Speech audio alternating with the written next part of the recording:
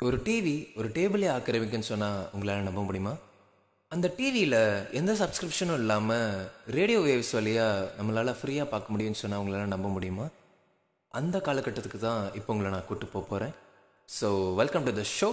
இந்த ஷோ பேர் time travel episode 3.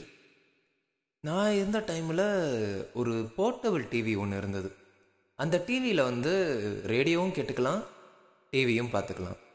அந்த டிவிக்கு 2 மெத்தட் இருந்துச்சு. ஒன்று கேபிள் வழியாக டிவி பார்த்துட்டு இருந்தோம், ரெண்டாவது ரேடியோ ஆண்டனா வழியாக டிவி பார்த்துக்கிட்டு இருந்தோம்னு சொன்னால் உங்களால் நம்ப முடியுமா? எஸ். அப்போது யூஹெச்எஃப் அண்ட் விஹெச்எஃப் ஃப்ரீக்குவன்சியிலேருந்து டிவி ப்ராட்காஸ்ட் பண்ணிகிட்டு இருந்தாங்க. அந்த டிவியில் சரியாக கிளாரிட்டி இருக்காது. இன்ஃபேக்ட் சிக்னலே வந்து தான் போகும். அந்த டிவியில் எப்படின்னா கொஞ்சம் கொஞ்சமாக டியூன் பண்ண வேண்டியதாக இருக்கும். ஒரு நாப் இருக்கும், அந்த நாபை லைட்டாக அப்படியே டியூன் பண்ணிக்கிட்டே இருக்கணும், ரேடியோ மாதிரி. ரேடியோலேயுமே அப்படி தான். எப்படின்னா ரேடியோவில் ஃப்ரீக்வன்சிக்கு ஒரு வால்யூம் பட்டன் மாதிரி இருக்கும். அந்த வால்யூம் பட்டனை அப்படியே அட்ஜஸ்ட் பண்ணிக்கிட்டே இருந்தோன்னா கரெக்டான ஃப்ரீக்வன்சியில் அந்த ரேடியோ பாடும். ஸோ அதே மாதிரி தான் டிவிலையும் அப்போ இருந்த டெக்னாலஜியில் அப்படி பார்க்க முடிஞ்சிச்சு. அப்போ இருந்த டெக்னாலஜியில் தூர்தர்ஷன், சன் டிவி, ஒரு 5-6 டிவி சேனல்ஸ் மட்டும்தான் இருந்த மாதிரி எனக்கு ஞாபகம். அந்த டிவியில் கேபிள் ப்ரொவைடர்ஸ் என்னென்ன டிவி கொடுக்குறாங்களோ அது மட்டும் தான் நம்மளால் பார்க்க முடியும். ஒரு 100 சேனலுக்கு மேலே பார்க்க முடியாதுன்னு வச்சுக்கோங்களேன். அப்போ எல்லாருக்குமே வயர் வழியாக தான் டிவிஸ் எல்லாமே கனெக்ட் ஆகிருக்கும். எப்படின்னா ஒரு கேபிள் பாக்ஸ் இருக்கும். அந்த பாக்ஸ் ஒரு ப்ளூ கலர் பாக்ஸு. அந்த பாக்ஸ் ஒரு பேஸ் ஸ்டேஷன் வச்சுக்கோங்களேன். ஒன்றுலேருந்து கனெக்ட் ஆகி 4 டிவிக்கு செட் ஆகிற மாதிரி அந்த பாக்ஸ் இருந்துச்சு.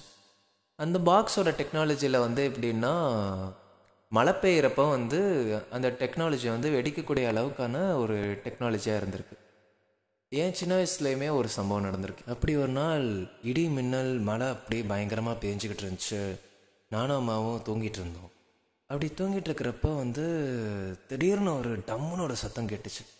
டம்முன்னு இடித்ததில் எப்படின்னா வீட்டில் இருக்கிற எல்லா பொருளும் ஒரு ஒரு அதிர்வு இருந்தால் எப்படி இருக்கும், அது மாதிரி ஒரு அதிர்வோட என்னாச்சுன்னு தெரியல.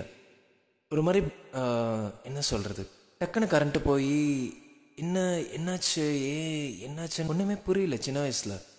அப்போது அம்மா கதவை திறந்து பார்த்தப்ப என்னன்னா டிவி வெடிச்சு. வாட் ஐ மீனஸ், அப்போது டிவி ஸ்க்ரீன்லாம் கிளாஸ் மெட்டீரியல் தானே இருக்கும்.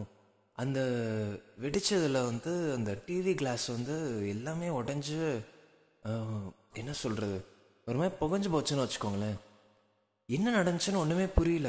நானுமே அம்மாவே ரொம்ப பயந்துட்டோம்.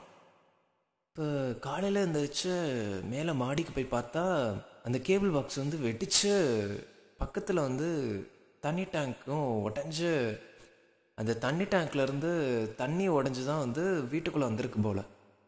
இது மறக்க முடியாத ஒரு நாள். என்ன சொல்கிறது, ஒரு திகிலாகவே இருந்துச்சுன்னு வச்சுக்கோங்களேன். என்ன நடந்துச்சு என்ன ஏது அப்படின்னு தெரியல. அது காட் கிரேஸில் எதுவுமே எதுவும் ஆகலை. அதுக்கப்புறம் எப்போ மழை பெஞ்சாலுமே பின்னாடி கேபிள் கழட்டிட்டு தான் அதுக்கப்புறம் தான் தூங்க போகிறது. ஸோ மீண்டும் உங்களை அடுத்த ஷோவில் உங்களை சந்திக்கும் வரை உங்களிடமிருந்து விடைபெறுவது உங்கள் ஹான்சன்.